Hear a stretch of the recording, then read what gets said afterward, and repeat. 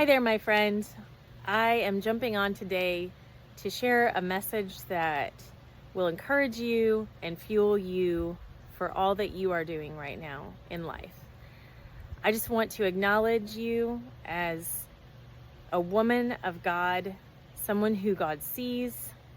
My name is Angela Adkins. I am a heart healing coach and equipper with the light and the glory, and my mission is to give Christian women leaders a safe place to heal and to grow. And today I just want to share with you some things I've been reflecting on lately. And that is that we are not identified by what we do. As children of God, our identity is in who He says we are. And there's some things that we as women tend to define ourselves by. We define ourselves by things that other people say about us. We define ourselves by how well our children act and behave in public. We define ourselves by how clean our house is. We define ourselves by how well we do our jobs. We define ourselves by culture. We define ourselves sometimes by our status, by what we've achieved, by how much we've earned. These are all different ways that we can find ourselves defining who we are. But my friend, that is not who we are. That is what we do. And we should not be defined by the way that our children behave. We should not be defined by what our spouse says about us. Even though it can be good when our spouse calls us blessed and we do want our children to behave, we are not defined by other people's actions. We're not defined by our jobs. We're not defined by our success in life and our status in life, our so-called success. We are defined by who God says we are. And so I just want to tell you today, share with you today, that you are a beloved daughter, first and foremost, of the Most High God. And who He says you are is the most important part of your life. And that is what should define you. That is what defines me. And it's what should define all of us. And so I just want to encourage you today to consider, what does God say about you? Who does God say that you are?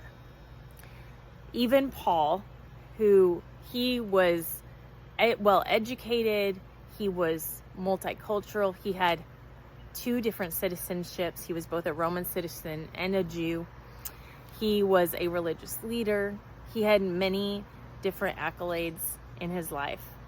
But even Paul, when he met Christ and was transformed by who Jesus was, he said in Philippians 3, "It's true that I once relied on all that I had become. I had a reason to boast and impress people with my accomplishments more than others, for my pedigree was impeccable." He had all the reason to boast in everything that he was. And he goes through all the different things that I just mentioned that he was, plus more.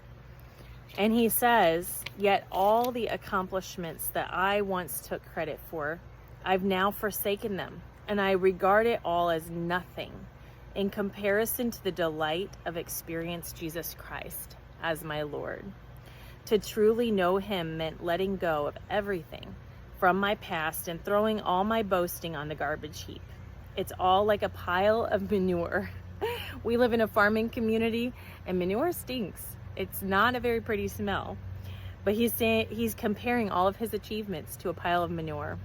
And that may not seem super encouraging, but the truth is that our focus being on all of our achievements is the wrong place to put our focus. And he understood this. He said, "It's all like a pile of manure to me now, so that I may be enriched in the reality of knowing Jesus Christ and embrace Him as Lord in all of His greatness."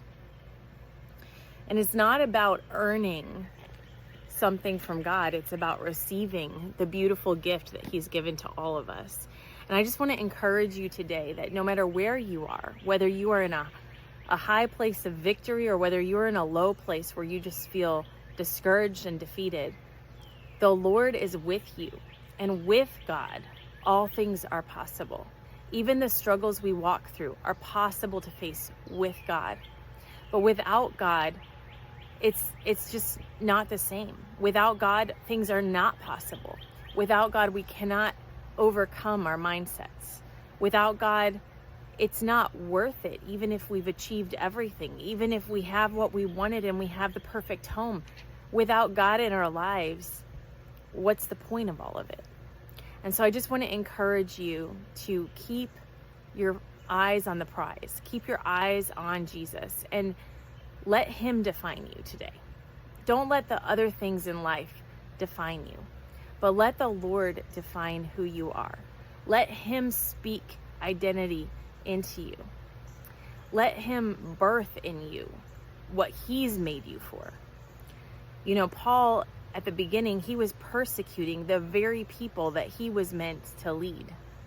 And when he had that revelation from the Lord and he had that transformation, he became the very thing God created him for, which was a leader, one who could move people forward and share the gospel in power. He was all about seeing God move in tangible ways. And I just want you to know that God is that same God today as he was way back then. And he still wants to move in your life in miraculous ways, in tangible ways, where you know that he is present with you. He wants to help you with the difficult situations with your children. He wants to help you with restoration in relationships. He wants to help you succeed and achieve great things. But he wants you to do it knowing that you are not defined by what you are doing and whether it is successful or not, but you are defined by his love and you are defined by who he says you are. Bless you today, and I just pray that you have an amazing day filled with his presence.